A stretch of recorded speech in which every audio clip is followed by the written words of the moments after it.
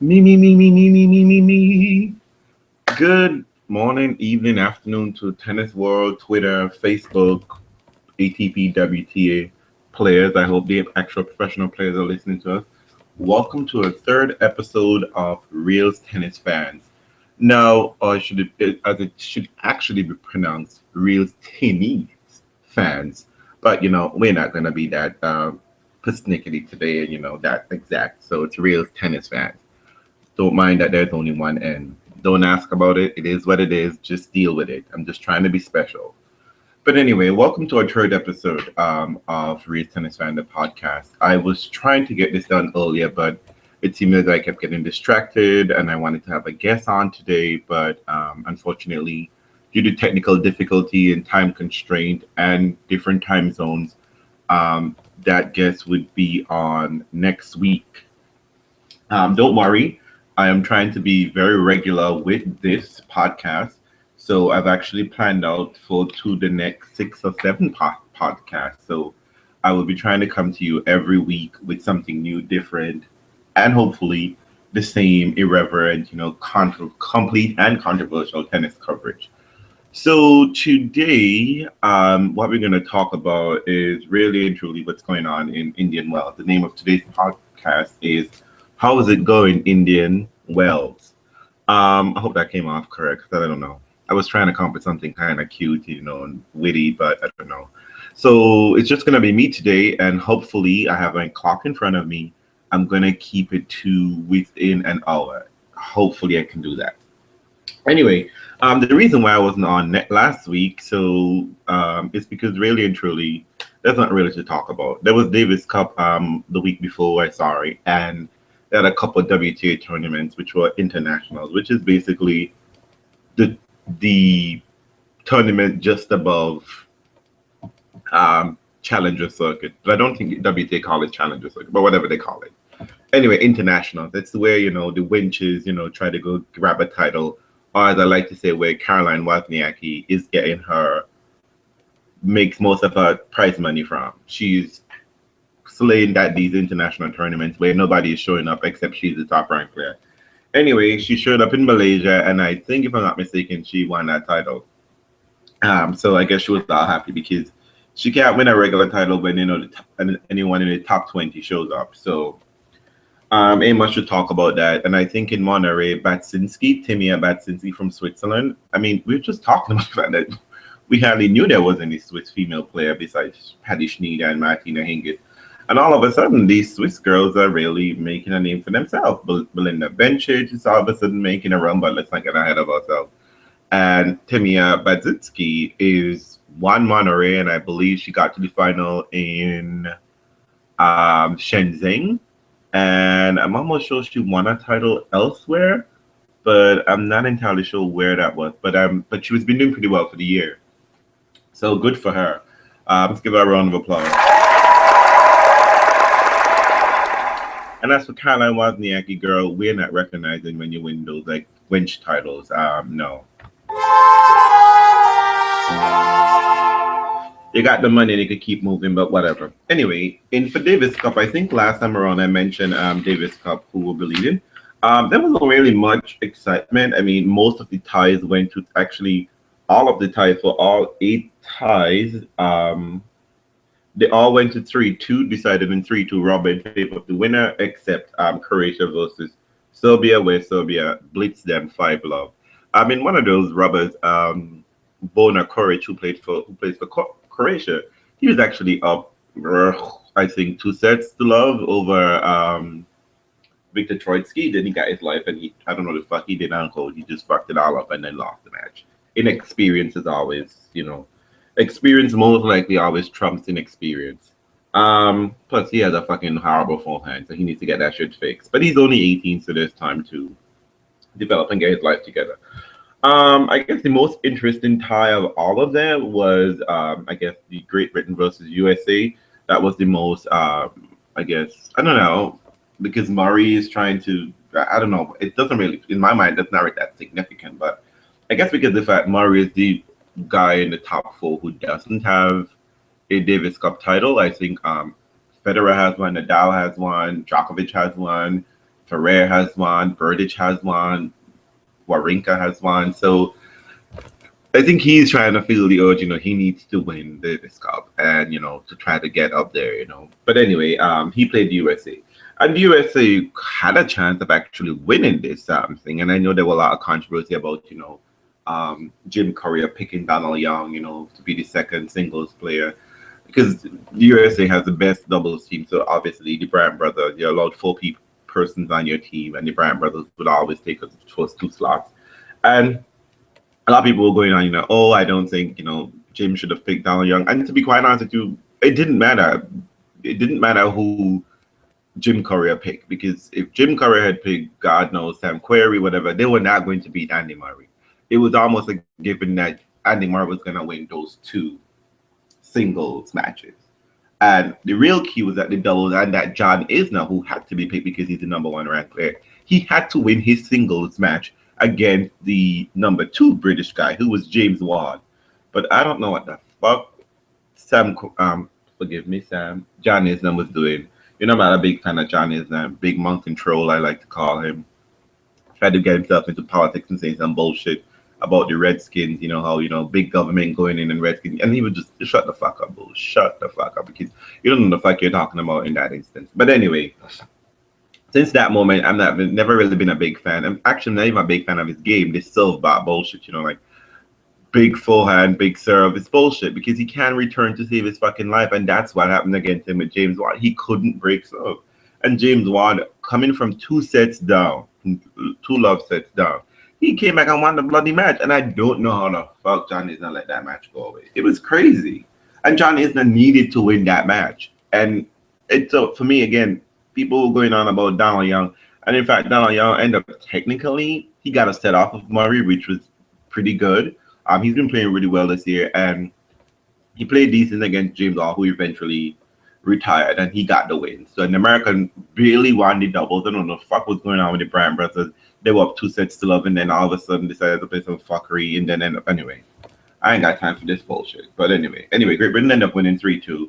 And I believe they're going against Australia, who would surprisingly beat Czech Republic, which was kind of odd because Berdych didn't play, and and Switzerland, surprising enough, they didn't have Federer, they didn't have Wawrinka, and Federer, Belgium was only able to beat them 3-2. Wawrinka is now saying, I should have played single, I should have played Davis Cup. Yeah, motherfucker, you should have. But anyway, moving on, ain't nobody got time for that shit. So let's give all the winners a round of applause for in Davis Cup. Anywho, I think, really, let me check my notes to see if there was any real thing I need to talk about. Yes. So some juicy gossip. I guess we can go right into Realz Talk, because I won't say some juicy gossip per se, but anyway, quiet as it's been kept, Marcello Rios, who you may or may not have remembered, played, he was the number 1 player in the world back in 1998, I believe. He got to the Australian Open finals in 1998 playing Peter Codra. Now, apparently, the Chilean government is now asking that the International Tennis Federation or some governing body, perhaps the World Arbitration Organization, because Peter Codra failed a drug test at Wimbledon of that same year. However, they never mentioned that Codra failed the drug test until 1999, after Codra had retired. So the course they couldn't do him anything. And the Chilean government is asking that they check all results to find out whether or not Codra was, in fact, on drugs during the time of the 1998 Australian Open when he beat Marcello Rios in the finals in Melbourne to take the title. And if that's the case, they would like the title to be handed over to Marcello Rios. Well, I mean, that's kind of interesting because, tennis has a horrible record with dealing with drugs. And I don't think that the problem is that there's drugs in tennis that's in and of itself the problem. I think the problem is that tennis people are not handling the drug situation quite properly and effectively. I mean, we have that Andre Agassi situation. We had that Richard Gasquet situation. Andre Agassi was clearly on drugs, and they covered it up and all the thing, and this cover up is all the way from the bottom to the top. And it's all about money. So I dislike hearing people talking about, tennis have a drug problem and this player could be on drugs, etc., etc. My problem is that players would always, athletes would always seek to take, the extra mile and do drugs and whatever. That's always apparent, and that would always happen in all sports, no matter which and where it is. The issue is always going to be how the organization, the organizing body, handle this situation. And that has always been the problem. Not the players using drugs, but the organization handling of the situation. So this is going to be really interesting to see how this plays out, if the season goes anyway. I mean, Chile is very much invested in the situation because they feel that Marcello Rios is the most successful player, and they would very much like for him to say that they have a Grand Slam in their bag. I'm not entirely sure. They may have another, because South America has a lot of players who play pretty well in the ages. So if I'm not mistaken, he might be the only player who to have forgot. No, I don't think so, because I think Fernando Gonzalez did get to Australian Open finals in 2007 or 6, something like that. Anyway, so that's one drama. And the other drama, I guess, is, of course, every bloody week, fucking Divadal has some bullshit to say. And Divadal, of course, never to disappoint me, he comes in with some bullshit talking about how, first of all, he's complaining about Davis Cup. How nobody shows up at Davis Cup. First of all, Davis Cup isn't mandatory, okay? If players want to represent their country, they can go. But then he's now talking about, there's the legitimacy of Davis Cup because top players don't show up. Whose fault is that? You decided you didn't want to play for Spain this year. Now, last year, when Spain was in relegation, what's his name didn't decide to play. Djokovic didn't decide to. Joker didn't decide to play last year either. So I don't understand what your problem is about Davis Cup. Do you want Davis Cup to be like, oh, it's mandatory for all top players to show up in Davis Cup? And to me, to be quite honest, even if the top players don't show up, I think it gives the younger players and the other players in the back, because Spain has a lot of players, it gives a lot of other players opportunity to play for their country. I mean, something that they can do. I mean, the Czech Republic, Burdic didn't show up, and there were a couple of them. I think Adam Paslovic was able to represent his country, and that I think is an awesome opportunity. America ain't got nobody, so we ain't gonna talk about that.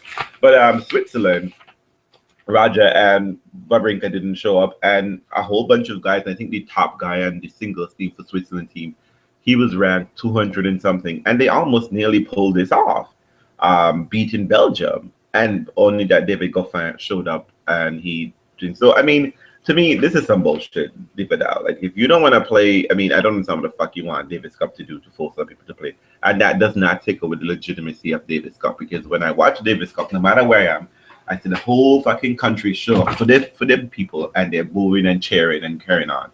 In fact, Davis Cup is so serious in the last time with Argentina versus Brazil. The Argentinian, of course, always never to disappoint, decided to get racist and stupid in the conversation. A lot of a couple of the players for Brazil teams complain about the Argentinian fans getting all stupid and nasty with racism.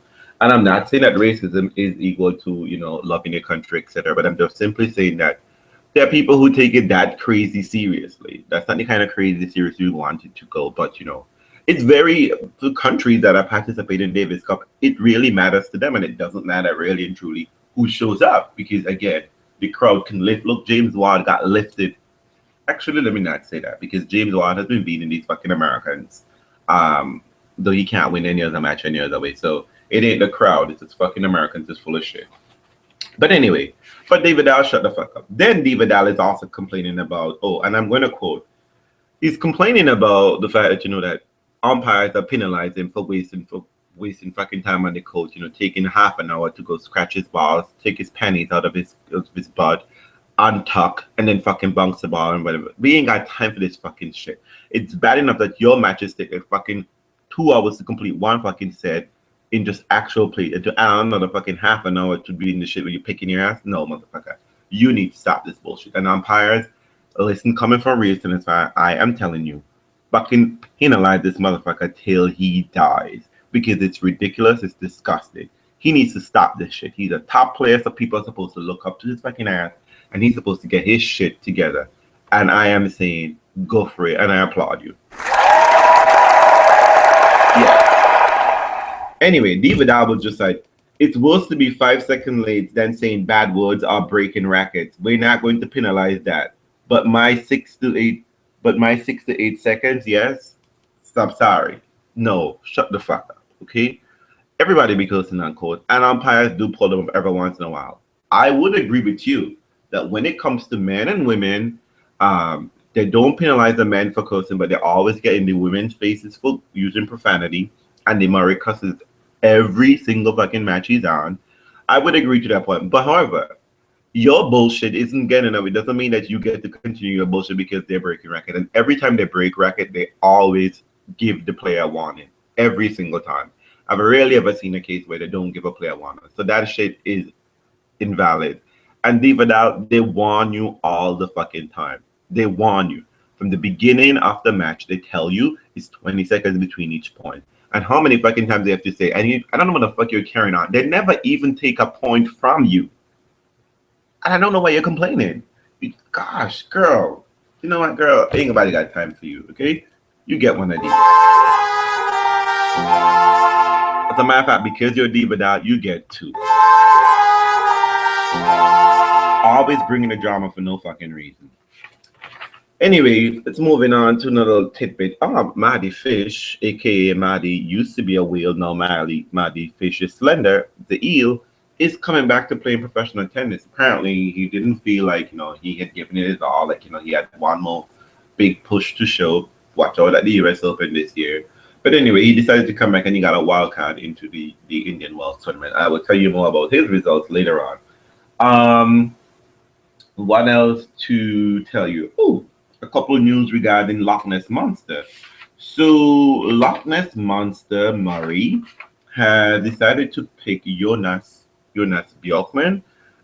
He was, if I'm not mistaken, I think he got to the Wimbledon semifinal a year when Federer won it. And I'm gonna say 2005, but I could be wrong. I don't even quote me on that. But I know he got to the Wimbledon semifinal at one point. And I think he lost to Federer that year.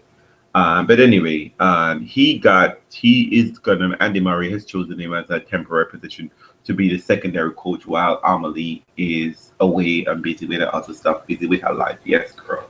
You ain't got by time to follow around Andy Murray. Fucking, you got a wife, and I don't think you have children, but I'm sure since you're French, you got dogs somewhere. Or cats, since you're a lesbian. No tea, no shade. People don't get in my face.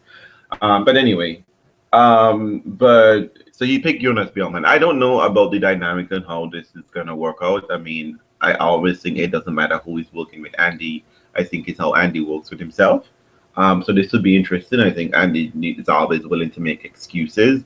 As I said before, I swear if ATP had on-court coaching, Andy Murray would be definitely in the running for tons of majors because he just doesn't seem to get out of his own way. He's always creating problems. But anyway, so that bit is going on. And speaking about Amelie Mauresmo, she has been elected to the Hall of Fame this year. This is pretty impressive. So Amelie, I'm going to give you a round of applause. Yes, girl. Thank you. I mean, I know I enjoyed you in 2006, dragging Justine Enna Arden, whatever the hell she want to call herself now. I think she got married recently. I don't give a shit. I ain't checking for that bitch. Forgive me. I shouldn't call her a bitch. That heifer. Sorry. Yeah, that's right. I should call her heifer. Yeah. Anyway, Amelie in 2006 she's a former #1 player. She has an amazing game. Not necessarily an amazing mental head game, but she has an amazing game. She can do everything. She can serve, she can slice, she can come to net, she can rally with the best. And actually, I think she was one of the last few clay court players there was who actually knew how to play that stuff. But she did too many slices and dices, and that was her fucking up her game. But anyway, in 2006, if you remember, Amelie gave Justine Enarden diarrhea in Melbourne, and she won the 2006 Australian Open, and then went on to win Wimbledon. And for me, I was really happy that she won Wimbledon and she beat Justine because I thought Justine tried to rob Amelie off her title in Australian Open because she knew Amelie was gonna beat her fucking ass, and she decided to say, "I got diarrhea, bitch. That was I don't know how people don't keep on dragging that heifer for that stupid shit. I mean, she pulled out of a final match and said she got fucking diarrhea. Bitch, girl. Just take some Pepto-Bismol and shut the fuck up. But anyway, Amelie has 2 major titles. And I think, if I'm not mistaken, she has won Fed Cup. She's now a Fed Cup captain for France, if and by any means, anyway. Um, she's been coaching for a little bit too, so I'm really excited. She's won a number of titles. I know she won Fame on a title. Think she's given all the top girls trouble, and she's also given all the top girls a lot of easy buys. You know, that heifer sometimes. One time she comes into that match. Harry Emily's not a heifer. You know, my homegirl. Sometimes she comes into a match and she's playing pretty well, and then sometimes she comes into a match you don't know what the fuck Emily is doing out there. But anyway, so congratulations, Amelie, again for making it to the Hall of Fame. So I guess we can get into the real tea of today's podcast and talk about Indian Wells. You know, how you doing, Indian Wells? I hope I didn't forget any gossip. Oh yes, Petra has pulled out of Indian Wells, citing exhaustion. I think she probably just fucking tired of losing matches when she ain't fucking playing at Wimbledon. But anyway, and it just came out today. She's pulling out of Miami as well. Petra, I hope for your sake you're not somewhere playing around with some boy's penis, because I know how you began stigmatized, fucking radical satanic fucked up your life, and I'm hoping I get into this stupid shit again. So hopefully you're really exhausted and you're getting your life together, because I said at the beginning of end of last year that, you know, my New Year's, I would like Petra to be playing some top game. I really felt that in 2011 that you were going to take the game by storm, and all of a sudden you allowed Serena to snatch all of you bitches' wigs and get y'all dragging all over the place. And Petra, I really think you have a good game to be playing. I mean, David Cotiza, I think is your coach's name. He really needs to help you cut down on those errors, girl, because you are be a mess. You be missing on purpose. I swear to God, there's no fucking way you be getting those easy balls and you be missing so wide and so far, so long. But anyway, just get your life together, okay, girl? All right. So let's get to Indian Wells. And before we can get anywhere in Indian Wells to 2015, I guess we got to talk about Serena's return. And now, if you've listened to my first podcast, you know how I felt about this situation. I wasn't too keen on it. And though I couldn't acquiesce and say, you know, yes, you know, Serena she should go and it's okay for her to be there, etc., etc. Not that she needed my approval to begin with. I certainly do not like the whole production behind of it. I didn't like a lot of what was going on and what was being said about it. I really and truly didn't like a lot of the shit I saw. And in particularly, I didn't like the fact that Indian Wells has not addressed the fact that they were wrong, that they set up the situation in such a way that in the beginning, in 2001, Venus has maintained that she pulled out earlier, hours ahead of the time, but they only chose to announce it 4 minutes before the start of the actual match. And the tournament director stating that, you know, we were just hoping that she can go out there and try to give it and see if she can continue to play. That, in fact, tells me right off the bat that you, in fact, knew she pulled out hours before. So you're trying to pretend later on, you know, I was out somewhere and I didn't know. It's some fucking bullshit. And to me, you caused that situation. Both the media and the tournament caused that situation to be so egregious and to have that whole situation, the booing, and whether or not people want to acknowledge, I don't think it's unbelievable to think that if a crowd was booing the people for 2 days, that one of these people we would acknowledge that the Indian Wells crowd is mostly large, rich, entitled white people would go ahead and say something. One of two of them would have said some shit like, you know, may have called him the N-word. So I don't understand why they won't acknowledge the situation now. It's just like, and this whole bullshit Serena is more mature. No, she didn't need to mature. Her handle of the situation was always been mature. It's you motherfucking people who have been immature. You're the one who need to apologize. And they never did. And to me, that just just turn this whole situation really sour. And, you know, for me, it's really messy. And I'm not entirely a big fan of that. And then the whole situation, then later on, then we go on to they decide to have the Equal Justice Institute. And I have not heard a word of that conversation being said throughout the entire tournament. And the tournament has been going on for an entire week now. And it's not being mentioned during any of Serena's matches, and it's not being talked about and the initiative and as to why and what she's supposed to be there playing for has not been highlighted. But I mean, look, people, I am trying to shade at anyone. I'm trying to be mean as always, But I really do not like the situation. I really think it's an injustice. It's one of those things where when people affect disenfranchised people, they always expect the victim to be the one to rise to the occasion. Meanwhile, the aggressors, the people who are the wrongdoers, get away with more, and then they just get to smile and be like, "Oh yeah, yeah, let's move on. Let's forget about that situation." No, motherfucker, because you will continue to do that situation. You will continue to behave and act in this manner. And in order for us to move forward and, for us to get better and improve the world, etc., you have to stop and look at your fucking life, you wrongdoer, and check yourself. Because clearly y'all are wrecking yourself, But there's a lot more I have to say about the situation, but I wouldn't go too much into that tea right now because, I am actually drinking tea right now. Give me 1 second. But the real situation for me, I think we would discuss it more at length next week when my guest would be on. She was actually there at the event. So I'm really looking forward to the things that she had to say. And she had a really cool article speaking to I think the director of the Equal Justice Initiative organization. I would post that link in the description box. So you should definitely check it out. Andreen Soli. And, I think she will be able to give us much more perspective because sometimes I think, I get all hot-headed and I say a whole bunch of crazy shit, So I think it's sane shit, and perhaps you can talk me down out of a tree and perhaps she can give us some perspective as to, how I'm feeling, and perhaps situation is, But, let's moving on. So, check my notes again. No, so I have to say, get to the actual tournament, Indian Wells. Indian Wells this year has been pretty interesting, and I mean, very interesting. There have been some very, very good matches, quality matches. Well, quality in inverted commas.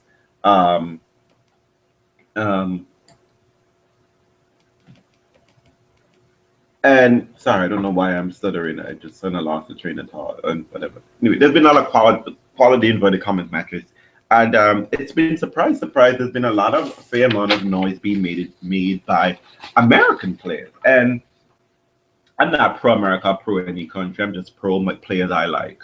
And why I'm mentioning American players because there's been a lot of talk. America has a very rich history with tennis, both in the women and men's side. But as of late, they have been suffering like nobody's business. They've been a fucking mess. They don't know their ass from elbow, and they can barely feel a decent team. That's not named Venus and Serena Williams. But anyway, I think as of late, I think this year has definitely saw a resurgence of American women tennis, and perhaps to a certain extent, perhaps men tennis. It might be that it has to do. So let's get to this. I mean, there has been some. I saw a match first round, Sasha Vickery. I don't know if I'm pronouncing her first name right. She played Alia Kudryavtseva, and that was a messy match. When I say messy, I mean hot mess with a hot scoop of garbage on top. It was so fucking messy. I mean, Kudryavtseva had 74 unforced errors. 74 between her, with 19 winners. I mean, Jesus fucking Christ. How the hell you have 74 errors? I mean, I guess, but then again, Kudryavtseva would probably tell us how, and it wasn't pretty to watch. Trust me, I saw most of those errors. And Vickery had 12 winners and 44 unforced errors. There were 14 breaks of serve, 1 ace for the entire three-set match. Couldn't you believe this shit? And 13 double falls. And that's just the thing, they weren't double falls. I mean, these errors were not a matter of something, they were just crazy bullshit messy matches. But and I have to say, Vickery girl, you were fake cramping. I'm gonna call you out for it, girl. You were fake cramping. You were cramping in between points, but all of a sudden, as soon as the point gets on, You are running all over the place, and yeah. So that page or the Djokovic book, girl, you gotta keep that shit.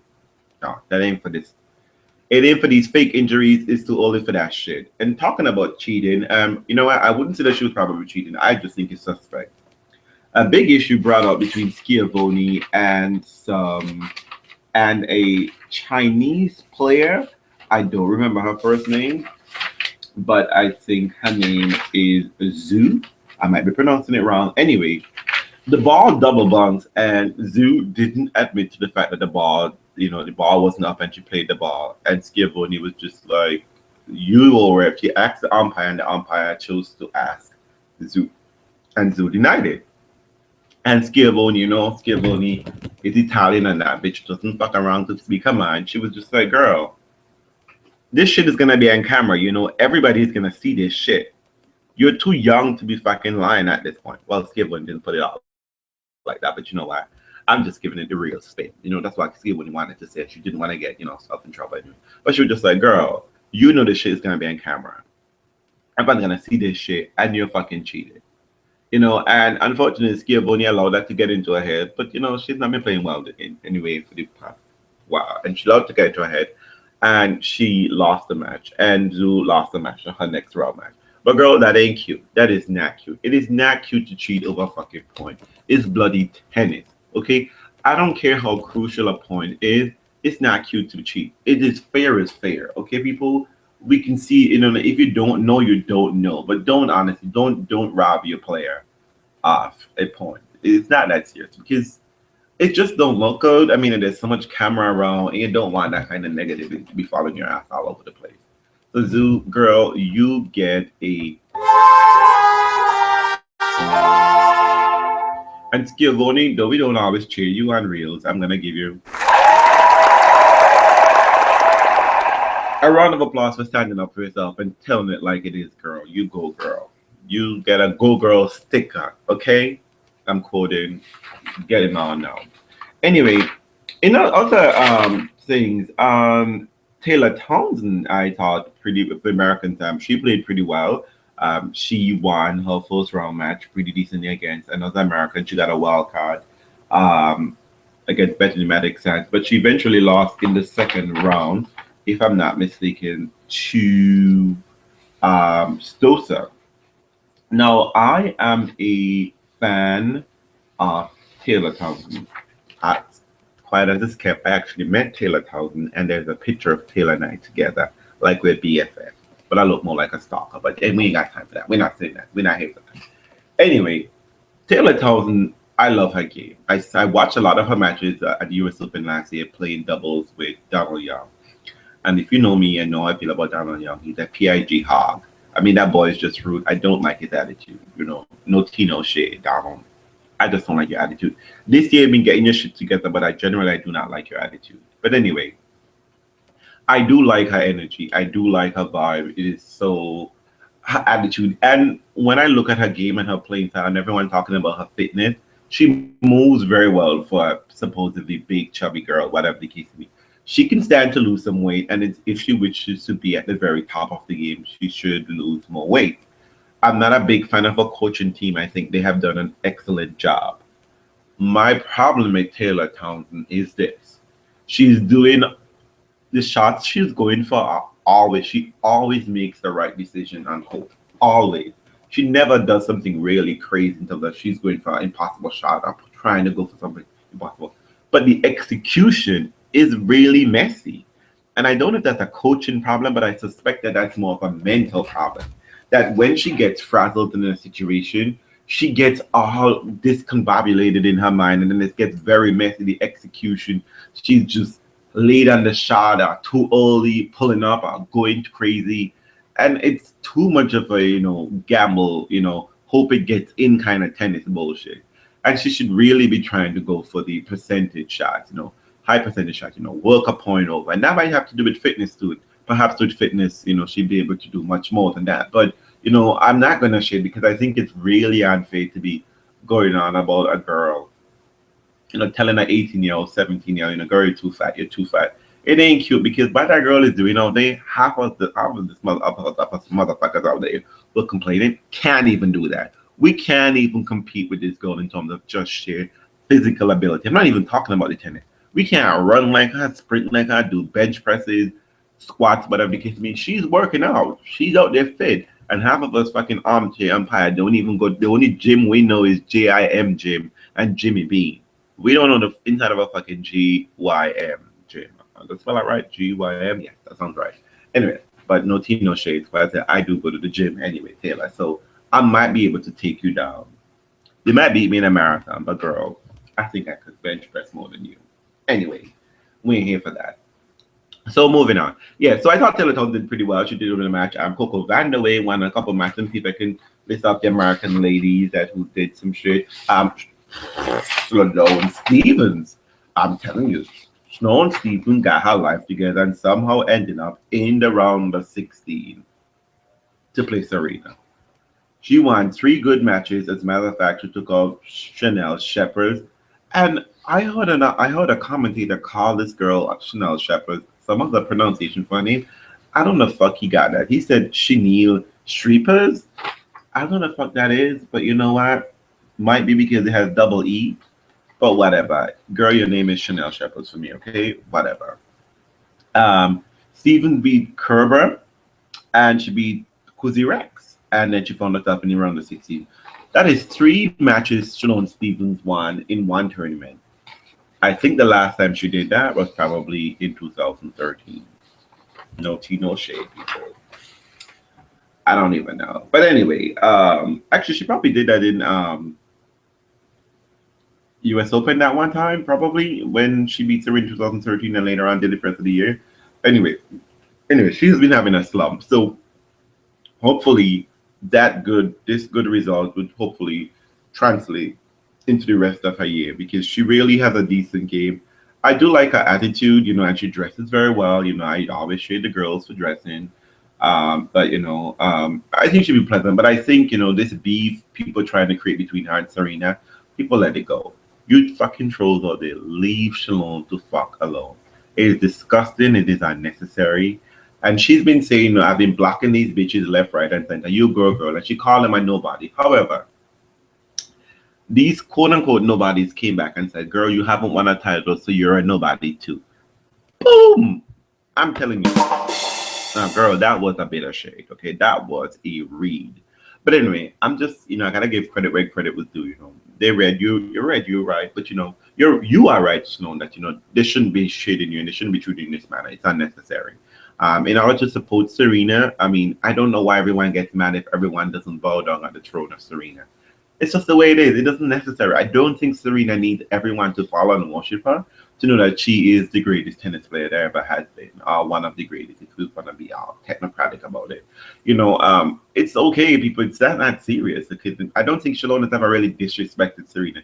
She has said that Serena has disrespected her.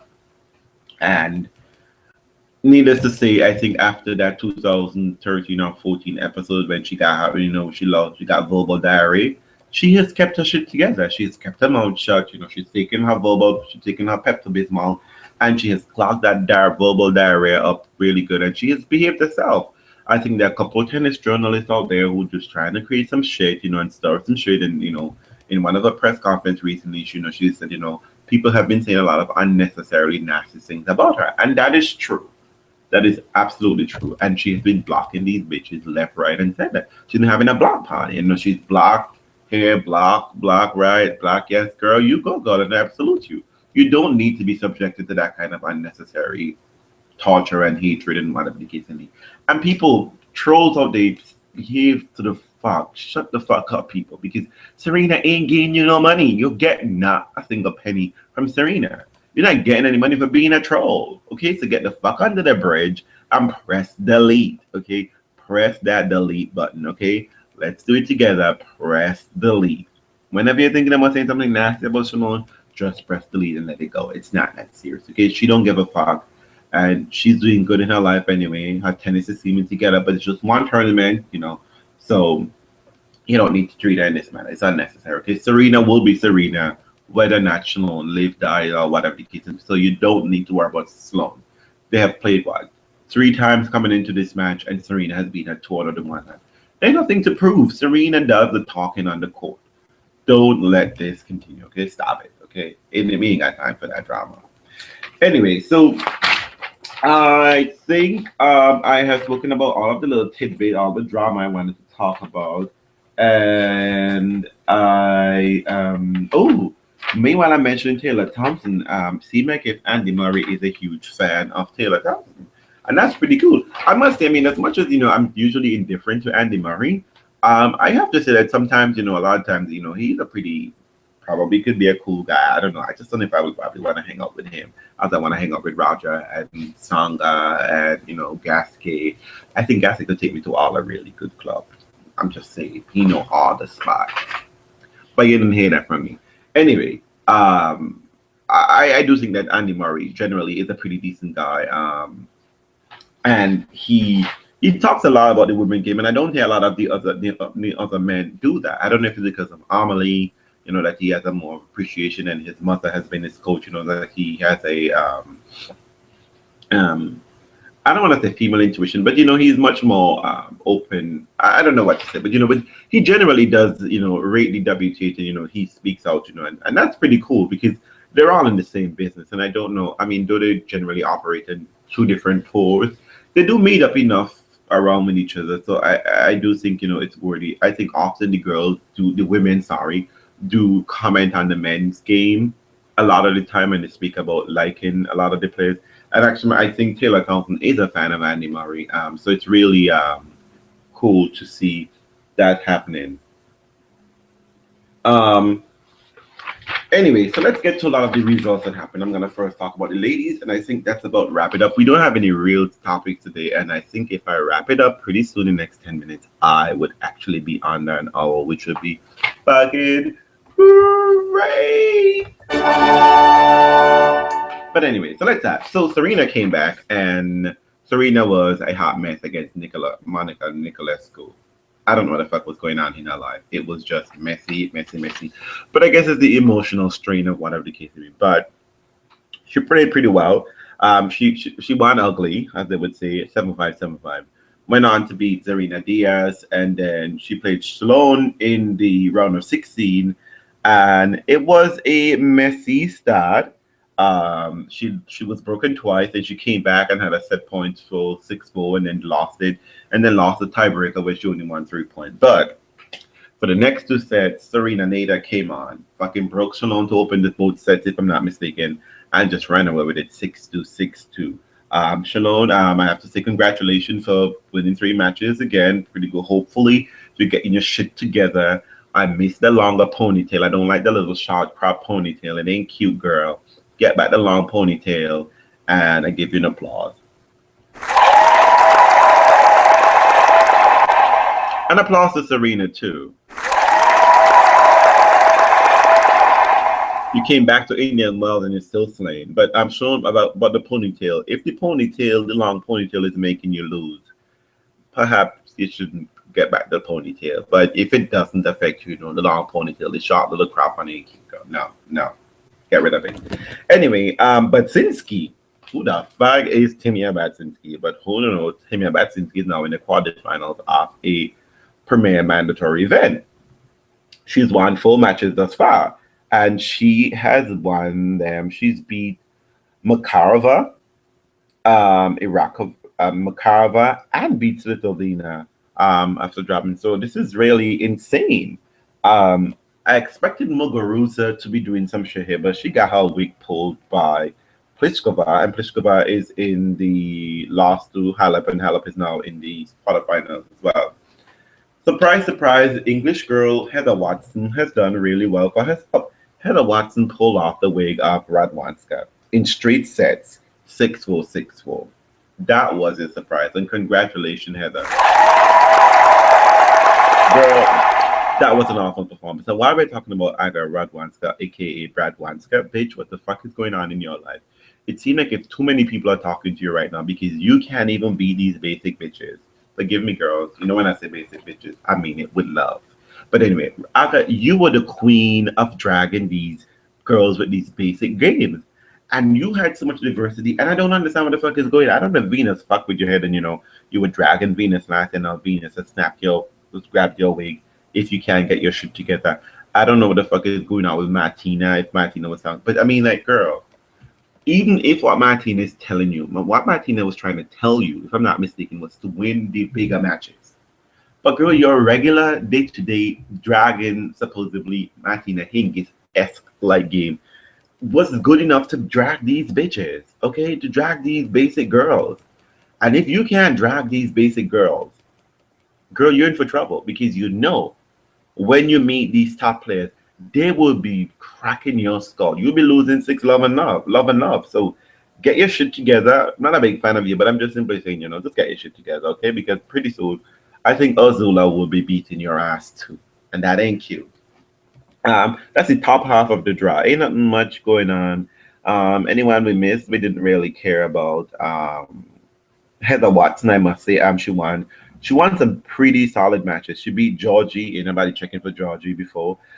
She beat Georgie in the second round and beat Kyrgyz in the first round. So that's pretty good, Heather. And hopefully, this is just the start of something, and you could be doing some other, really great things for the rest of the year. Because I do think you have a decent game, but your production of power is bullshit, girl. You need to be able to amp up the power. But I think you should have probably trying to develop a game like Radwanska, a lot of spins, mixing it up, drop shot.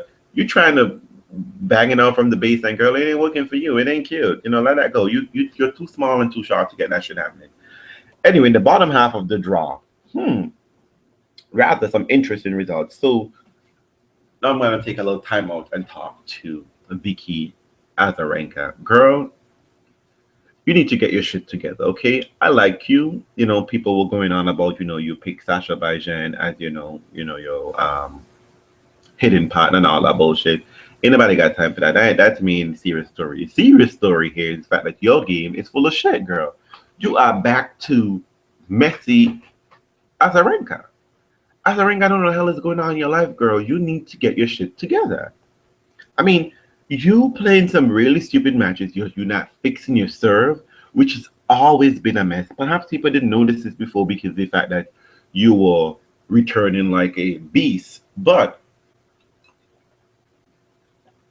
remember all those US Open finals that you lost? You know why you lost those finals, girl? Serena was eating your serve for lunch. For lunch, girl. You were putting on some powder puff serve down there. And now you're double faulting and you are missing by a country mile, girl. You showed up against Maria Sharapova thinking you were going to do some damage. And Maria Sharapova snapped your wig. She took you down. She beat your ass. And Maria, she don't let these... The only person who'll be trying to really put Maria in a corner is Serena. And everybody else, Maria, will be going for your ass with a vengeance. And she wasn't about to let you try to play her ass out in Indian Wells. So get your shit together, Vicky. Get your shit together, okay? We ain't got time for that. Anyway, and I don't understand why you're not playing these smaller events. You should be showing up at these international tournaments with Caroline Wozniacki and winning a couple of those tournaments. Your ass trying to show up at the big tournaments. I think these girls are not going to drag your ass. And you haven't been playing for months on end. It don't look like that, boo. You're not a Williams sister, okay, girl? You need to work your way into fitness, work your way into the big leagues again, okay? You need to start from scratch. Go work on that serve in the minor leagues and get your shit together. All of a sudden, you're feeling yourself because you got to the fourth round of Australian Open. Ain't, girl, no. No, boo. No. Get your shit together. Nobody got time for that because they're messy. And those girls will be, those trolls will be looking to drag your ass because you took Sasha away. But, I'm not part of that team. I don't care, I'm so happy that Sasha's still around because, I love me looking at some Sasha, But so thank you for giving Sasha a job. But you know what? You need to get your shit together. This ain't cute, girl. It ain't cute. Moving on. So, Sabine Lisicki is winning matches. I can't believe it. First of all, I'm surprised she even seeded because I haven't had that one. Why? I think she won 2 matches for the year coming into this match, and she was ranked 24. I don't know how. But anyway, she is now into the quarterfinals. She beat Garcia along the way, who I don't understand how Garcia didn't make that match or even win a set. But now that French girl is so messy.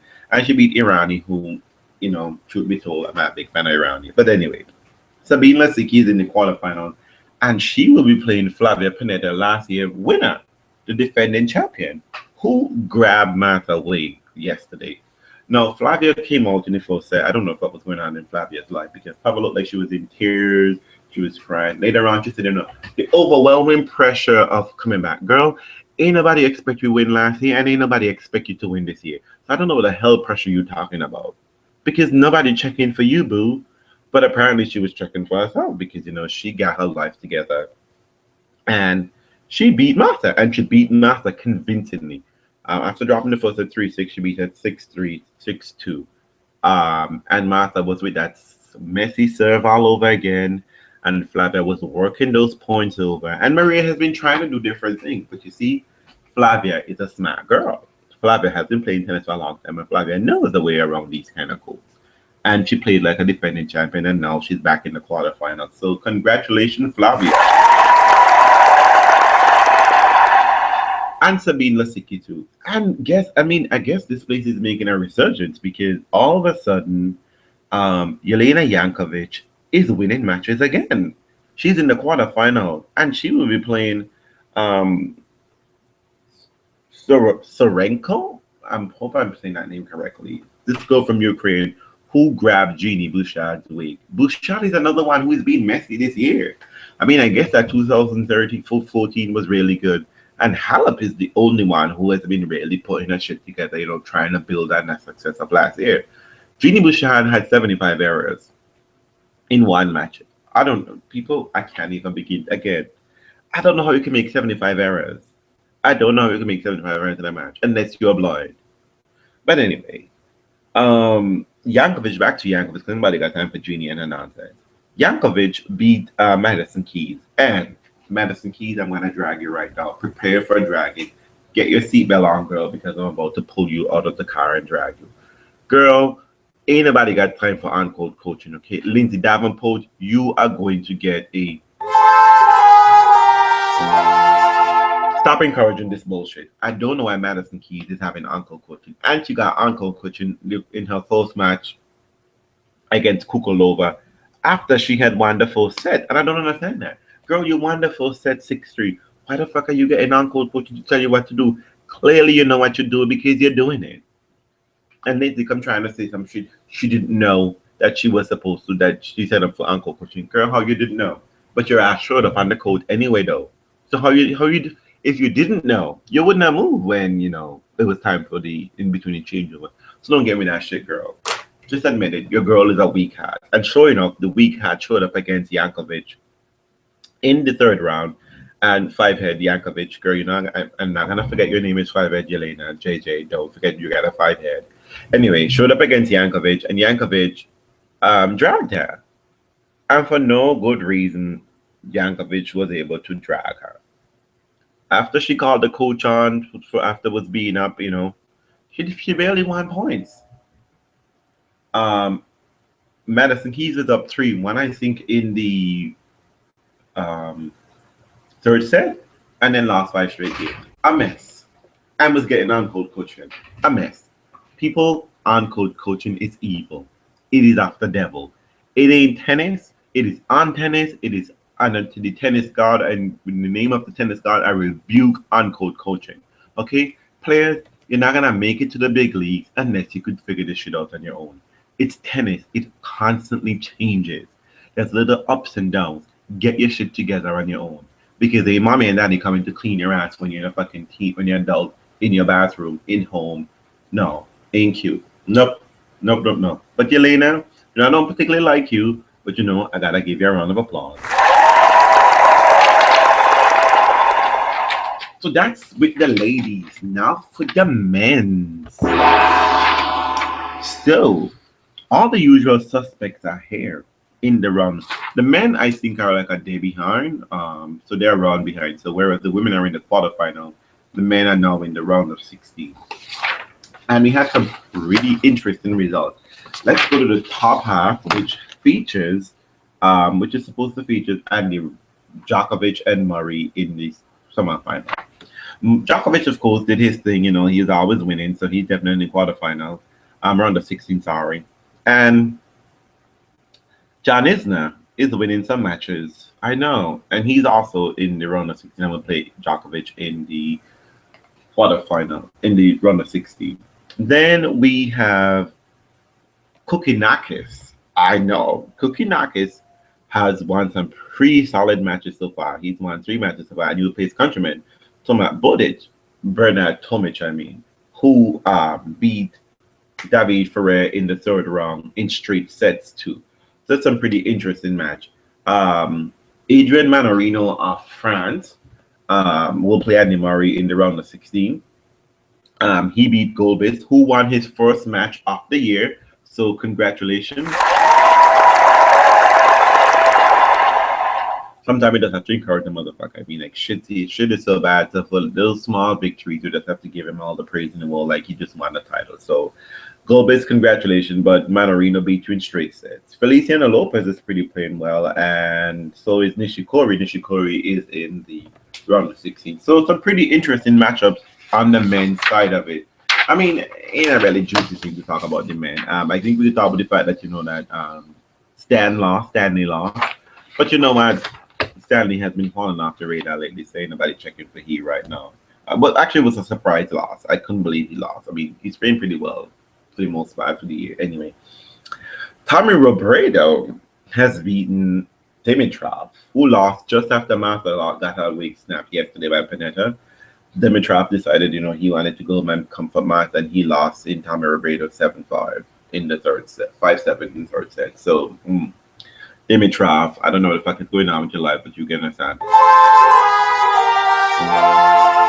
But you're going backwards. You are going backwards. You're not progressing today. So whatever the case may be. And this is going to be a juicy popcorn match. Lucas Rosal versus Thomas Bodic in the round of 16. Apparently, quite as kept, they don't like each other.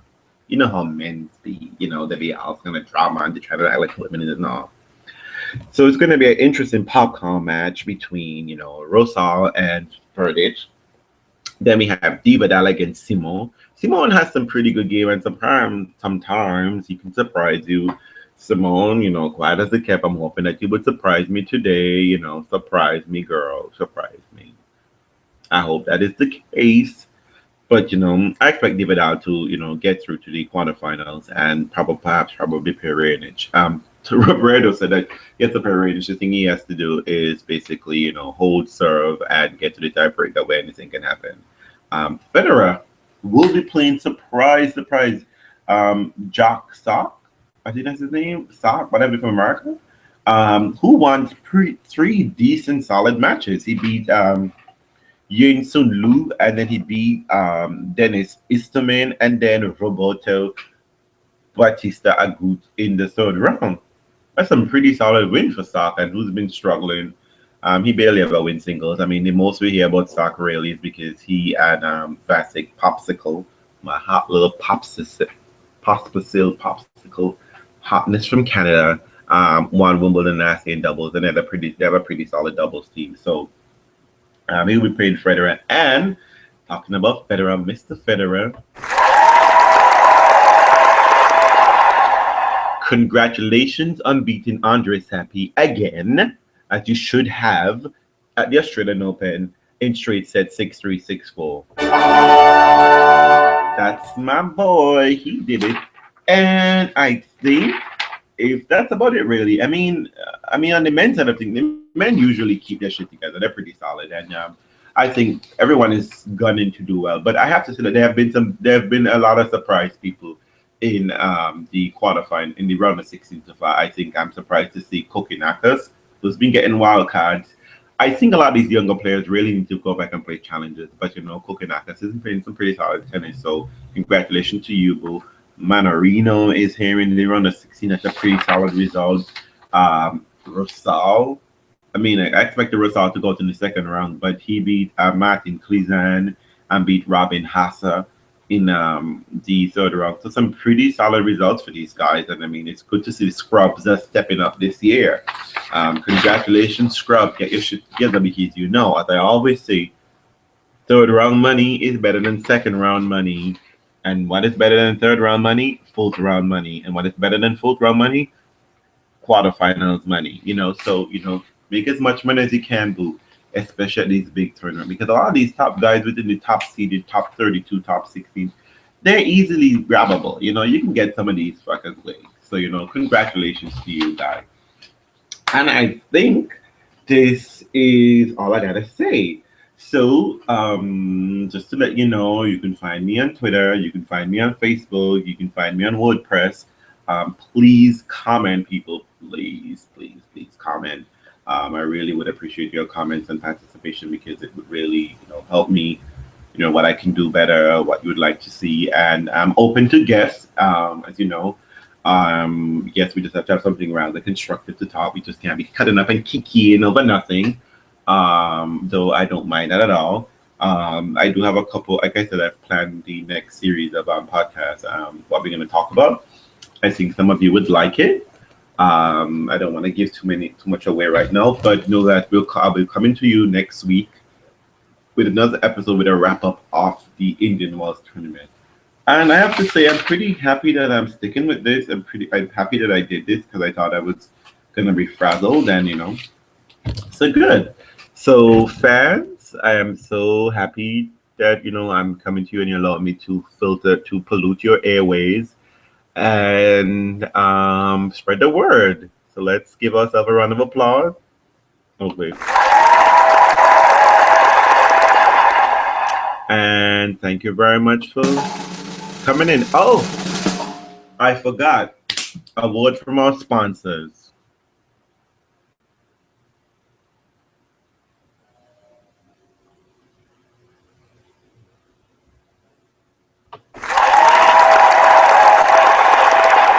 Thank you, sponsors. We don't have any sponsors, people. So if you know anyone who's willing to give me some money for my podcast, please send them my way. I really appreciate it, okay? Really do. So again, thank you very much for listening in, and I'll talk to you later. Bye-bye.